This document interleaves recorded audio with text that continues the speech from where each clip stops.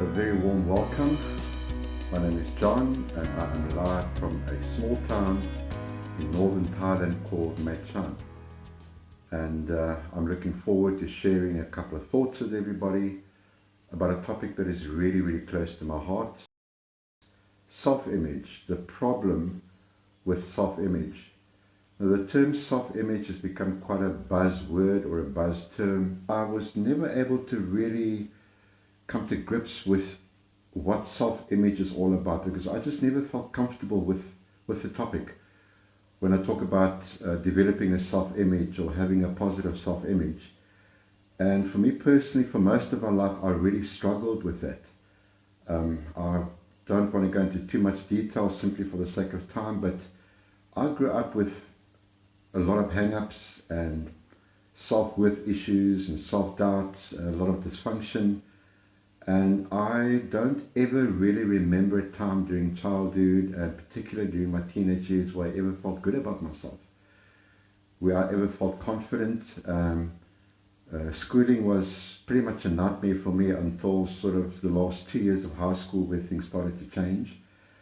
And I'm often reminded of one of the main factors that contributed towards me experiencing the change was a teacher that I had, my English teacher. And having grown up with his low self-worth and at school being average to below average and always feeling different, this teacher one day had a chat to me. It was something along the lines of, "John, do you play squash?" And I said no, because at that stage I wasn't really taking part in anything. And I said to him, "No, why?" He said, "Because I'm looking for a squash racket." And somehow that connection that he made with me had an impact on me. I didn't necessarily realize it at the time. But in hindsight, it was a couple of years, even after I left school, I often thought about that incident. And I somehow had the feeling it wasn't really about a squash racket, but it was his way of reaching out to me. And I always had a sense of connection with him. He was a brilliant teacher. I really enjoyed the way he taught.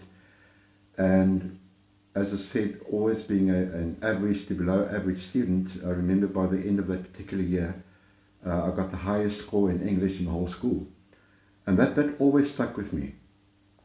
And coming back to self-image, the lesson that I've learned over many years in my life with regards to self-image, who I am, what I'm all about, and dealing with the feelings of self-doubt and low self-worth. So the word self-image and the topic being the problem with self-image. Why would I call self-image a problem?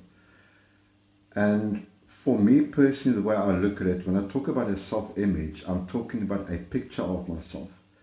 I'm talking about a representation of myself. I'm talking about an image that I hold in my head about who I am.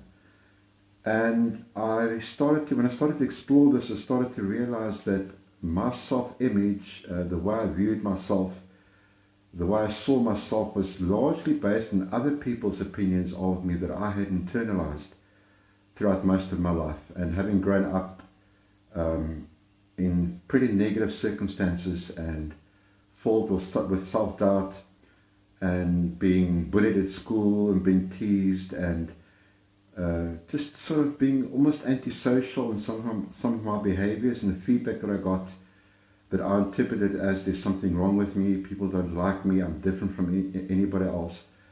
And that was sort of how I viewed myself. I developed a self-image.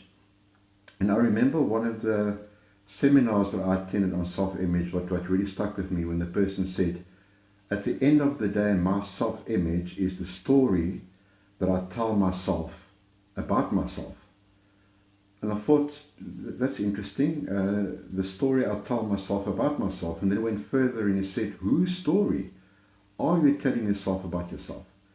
Is it your story based on knowing yourself? Is it your story based on who you really want to be? Is it your story based on your possibilities, your potential?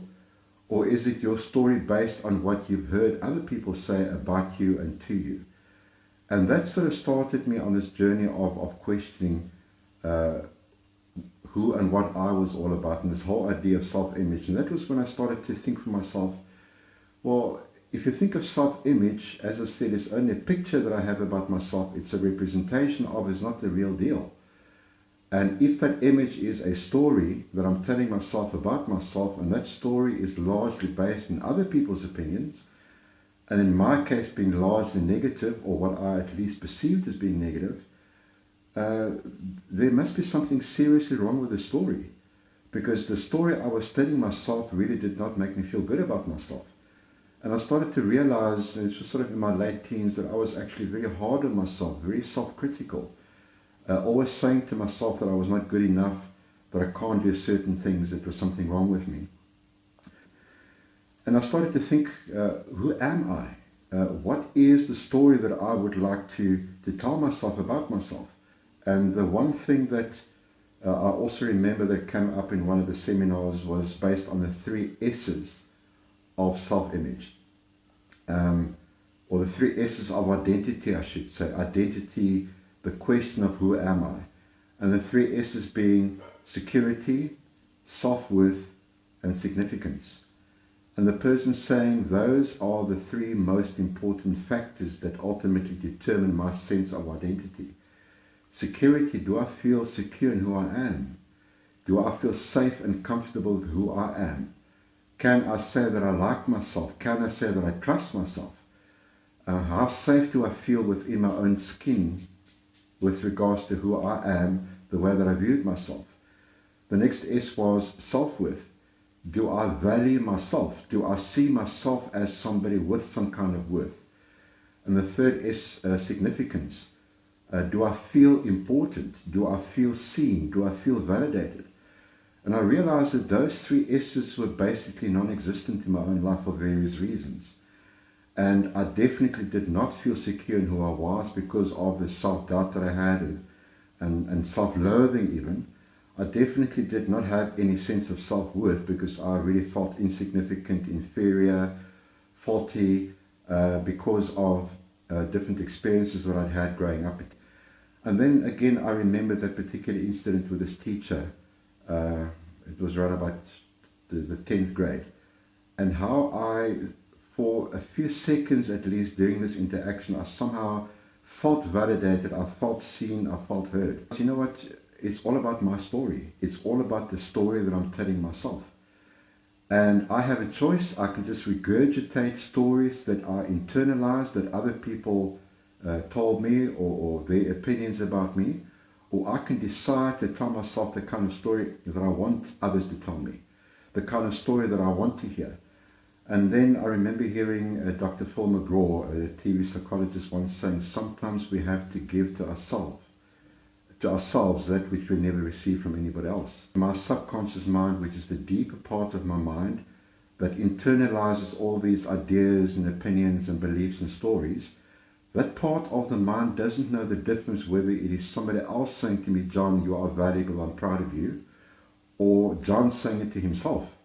And I remember really struggling with that idea and starting to practice some positive self-talk, and it was almost as if my mind just couldn't accept it. It just wouldn't hear any positive self-talk. But I really started to ponder about that. If I just continue with this, my mind will eventually receive that new self-talk because it doesn't distinguish whether it's somebody else saying it to me or whether it's me saying it to me. And that was sort of the next stage of my journey, starting to validate myself, starting to find some security in who I was. And this whole question of who am I? And then I started to explore the whole idea of, well, the 3 most important questions that anybody can ask themselves is, who am I? What can I do? And what am I willing to do?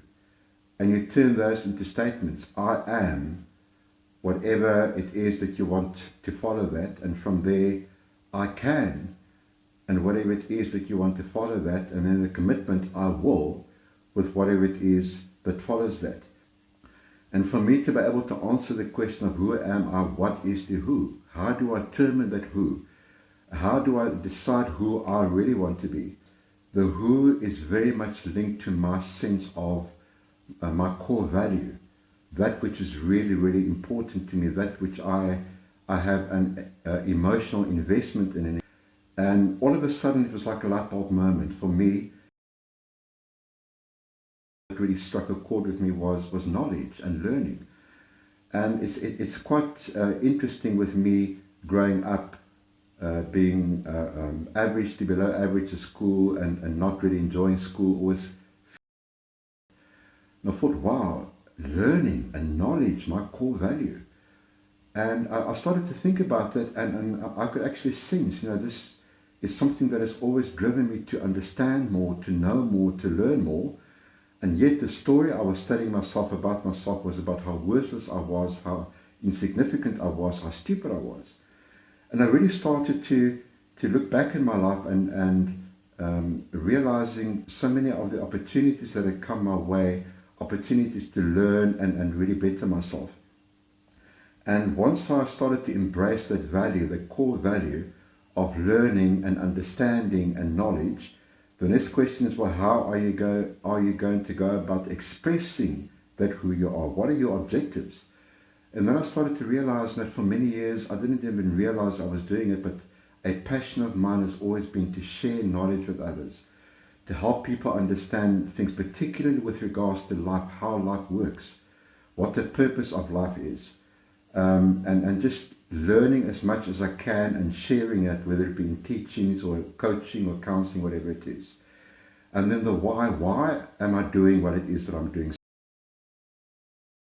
So the who am I, what is the core value? I'm a teacher. I'm somebody who loves to share knowledge and ideas. I'm somebody who loves to inspire people with new ways of thinking.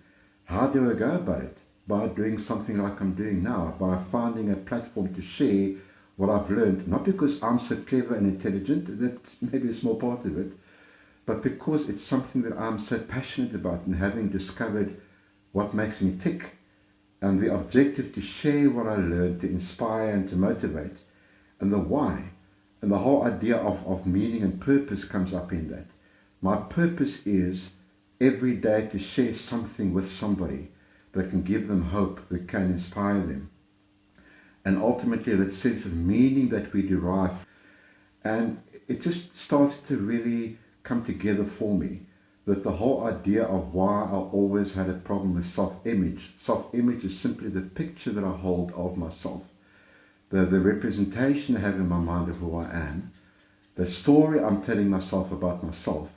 And when I started to practice the story that I always longed to hear, I started to share and tell myself that story, and started to believe that, and started to figure out the 3 S's, that I can be okay with who I am. I can find that sense of that sense of security within myself, and that sense of self-worth. My self-worth depends on what I think of myself, not what other people think of me. And the amazing experience that I've had, that as I was able to change the story about myself, slowly but surely I started to hear a similar story from other people. And the whole idea of significance, that my validation, my feeling of importance is not dependent on what other people see about me. It's what I see about me and what I say about me and the story I'm telling myself.